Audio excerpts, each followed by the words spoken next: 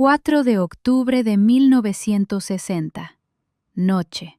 Santiago de Chile. Violeta Parra cumplía 43 años. En su casa de la calle Segovia 7366, en la comuna de La Reina, había una fiesta.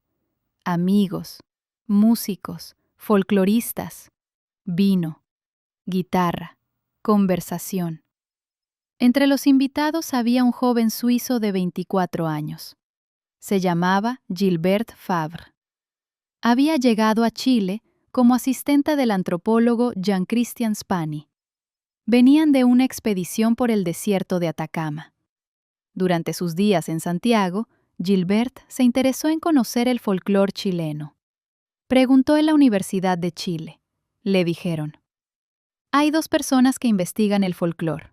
Una es Margot Loyola, la otra es Violeta Parra.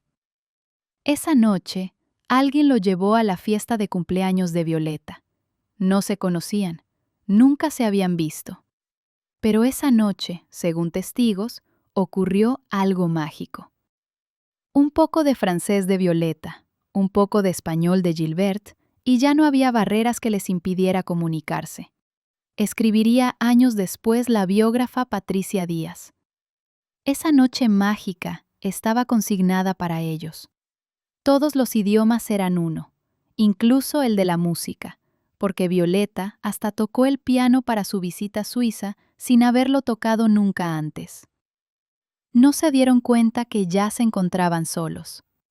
3 días después, Gilbert Favre pidió formalmente la mano de Violeta Parra. No a ella, a su hijo Ángel. Porque, según las reglas de Violeta, Ángel era el hombre de la casa. En una extraña mezcla de francés y castellano incipiente, el joven suizo pidió permiso para casarse con la mujer que acababa de conocer. Ángel aceptó. Comenzó una relación de 6 años, 18 años de diferencia de edad. Un amor que inspiraría algunas de las canciones más hermosas y más dolorosas de Violeta Parra, incluyendo Gracias a la vida. Y también Run Run se fue pa'l norte. Esta es la historia de ese amor, que comenzó en una noche de cumpleaños y terminó en tragedia. Para entender quién era Gilbert Favre cuando llegó a esa fiesta, hay que volver a Ginebra, Suiza. Gilbert había nacido el 19 de noviembre de 1936. Era 11 años menor que Violeta, no 24. Pero en octubre de 1960, ella tenía 43 y él 24, casi 25. Era un joven aventurero, amante del jazz. Tocaba el clarinete como aficionado. Era conocido como jazzman en la rue Vieilleville de Ginebra. No tenía formación académica formal en música. Su aproximación era visceral, de oído, de tripas.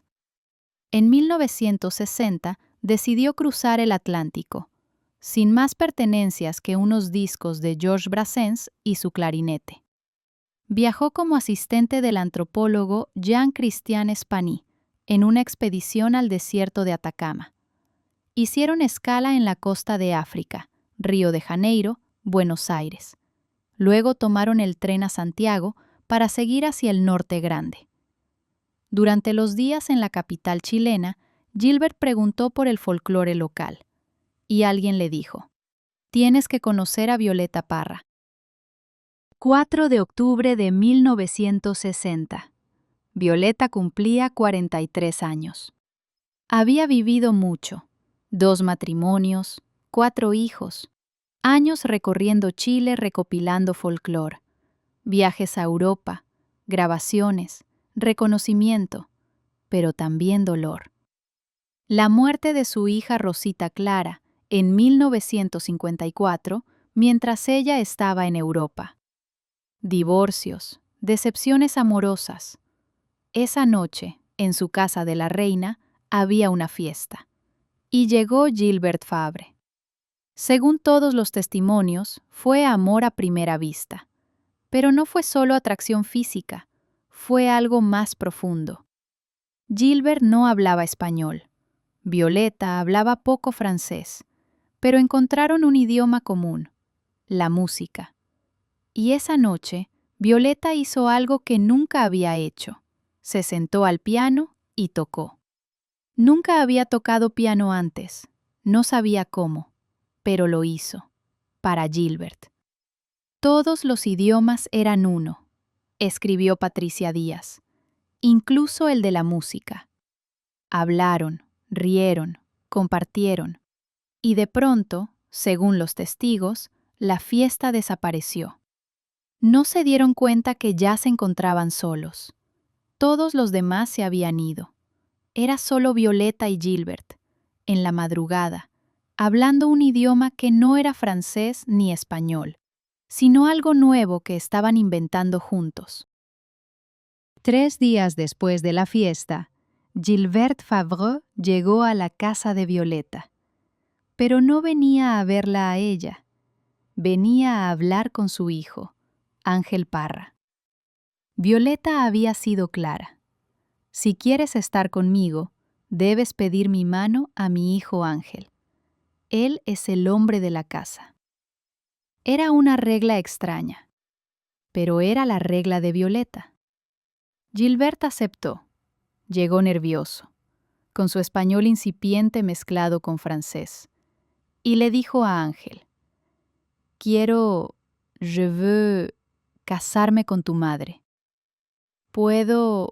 ¿Puis-je tener tu permiso?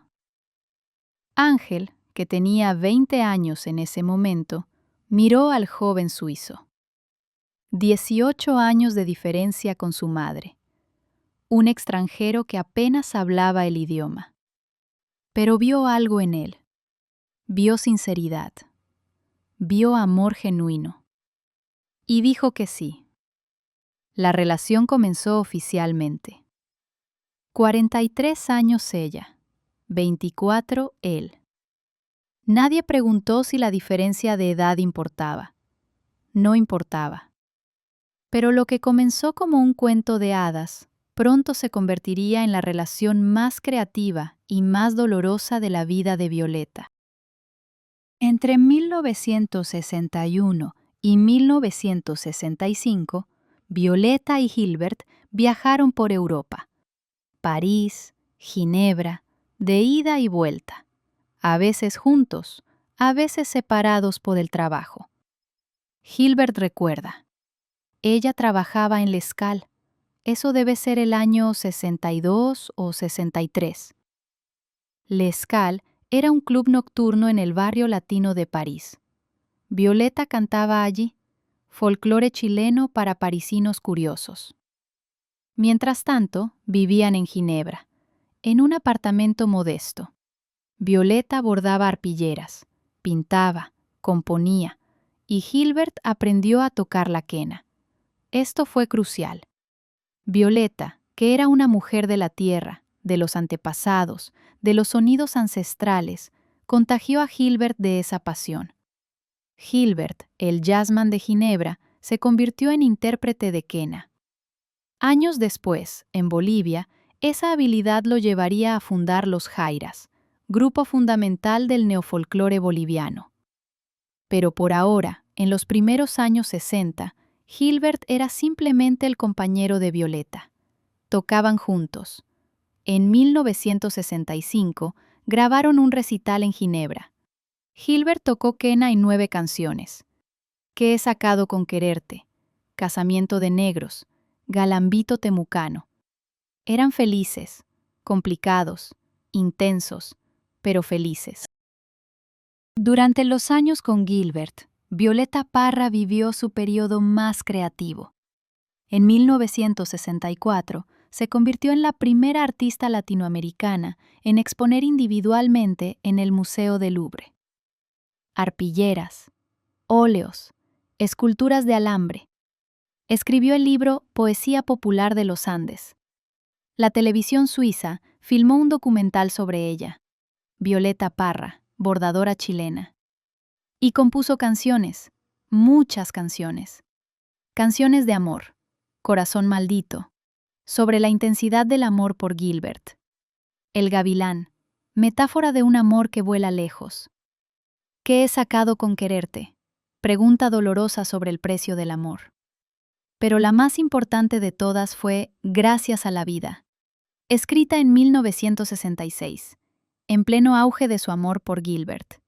Es irónico, la canción más celebradora de la vida, escrita por una mujer que se suicidaría un año después. Pero en 1966, cuando la escribió, Violeta estaba agradecida por el amor, por Gilbert, por la vida que habían construido juntos. Gracias a la vida, que me ha dado tanto. Fue Gilbert quien le dio esa gratitud. Pero ese mismo año, 1966, todo comenzó a desmoronarse. Diciembre de 1965. Gilbert Fabre dejó a Violeta. No hubo una razón dramática, no hubo traición evidente. Simplemente se fue. Violeta había regresado a Chile. Inauguró la Carpa de la Reina el 17 de diciembre de 1965. Un centro cultural, un sueño, su visión de democratizar el folclore. Pero Gilbert no estaba allí. Gilbert se fue a Bolivia. En La Paz, conoció a Ernesto Cabur y Alfredo Domínguez. Juntos fundaron Los Jairas. Inspirado por la Peña de los Parra, que había conocido de primera mano, Gilbert fue el impulsor de la Peña Naira en la calle Sagárnaga. Se convirtió en una figura clave del neofolclor boliviano, el gringo que revitalizó la quena. Pero para Violeta era simplemente el hombre que amaba y que la había dejado. Escribió Run Run se fue pa'l norte. Antes del aclarar de una estación del tiempo, decidido a rodar, Run Run se fue pa'l norte. No sé cuándo vendrá. Vendrá para el cumpleaños de nuestra soledad. Run Run era Gilbert, su apodo cariñoso, y se había ido al norte, a Bolivia. 1966. Violeta no podía aceptarlo. No podía aceptar que Gilbert la había dejado. Decidió ir a buscarlo. Viajó a Bolivia, a La Paz, a encontrar a Gilbert. Según su hijo Ángel, fue un viaje desesperado. Violeta quería recuperar su amor, quería convencerlo de volver. Pero cuando llegó a La Paz, descubrió algo devastador. Gilbert se había casado con una boliviana llamada Indiana Reque Terán. Ya tenía una nueva vida, una nueva familia, un nuevo proyecto. Violeta volvió a Chile destrozada. En algunos relatos, posiblemente apócrifos, pero reveladores, se dice que Violeta le dijo a Gilbert: «Tráete a la boliviana, que viva con nosotros en la carpa. Los tres podemos ser felices». Era una propuesta desesperada, imposible. Pero muestra hasta dónde estaba dispuesta a llegar para no perder a Gilbert. No funcionó. Gilbert se quedó en Bolivia. Violeta volvió a Chile, sola.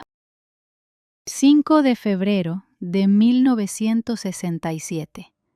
Violeta Parra se suicidó en la Carpa de la Reina. Tenía 49 años. La pérdida de Gilbert no fue la única razón. Había otras: el fracaso de la carpa, la indiferencia del público chileno, la soledad, el cansancio. Pero Gilbert fue una parte importante.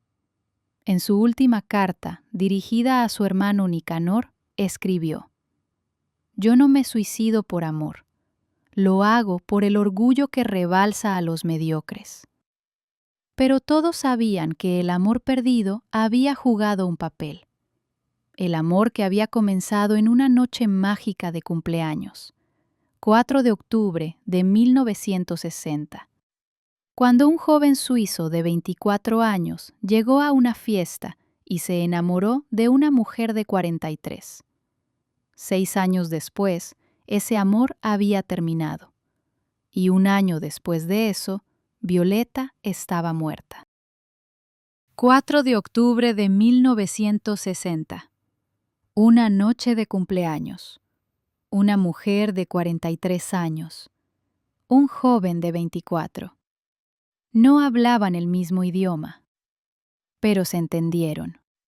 3 días después, él pidió su mano. 6 años juntos. Europa. Amor. Arte. Gracias a la vida. Luego la separación. Bolivia. Run Run se fue pa'l norte. Y finalmente, el silencio. 5 de febrero de 1967. Gilbert Fabre siguió viviendo. Siguió tocando quena. Siguió siendo una leyenda del folclore boliviano. Pero la mujer que le enseñó a amar la música andina, la mujer que lo inspiró, la mujer que lo amó desde esa primera noche mágica de cumpleaños, esa mujer ya no estaba. Y el mundo se quedó con Gracias a la vida. Una canción de gratitud absoluta, escrita por una mujer en el pico de su amor.